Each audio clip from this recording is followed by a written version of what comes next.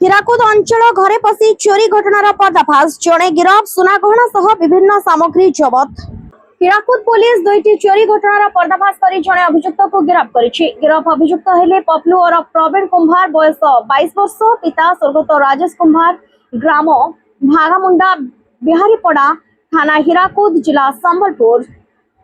Police सूचना अनुसार गत 28 फेब्रुआरी 2024 रात्रि भांगामुंडार आदित्य बेहेरा घरे अजणा दुर्बृत्त घर भंगा चोरी करथिले। परे गत 17 एप्रिल 2026 रात्रि राहुल को घरे मध्य समान धरणर चोरी घटना घटिथिला।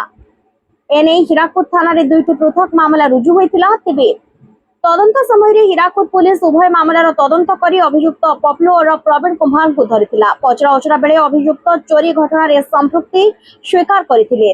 तांको निकटरू विभिन्न सुना और रूपा गहना सहित अन्यान्य चोरी सामग्री जबत करा जायछि। जबत सामग्री मध्य एक Poco mobile phone, number plate विहीन एक लाल और कला रंगर हीरो जूम स्कूटर, 3टी सुना नाकफुल, 16टी रूपा कॉइन, एक लकेट सह रूपा चेन, एक लकेट सह सुना चेन, 2टी सुना अंगूठी और 3 जोड़ा सुना कानफुल रही। घटना पुलिस तदंत जारी रखिथिबा जଣା पड़िछि।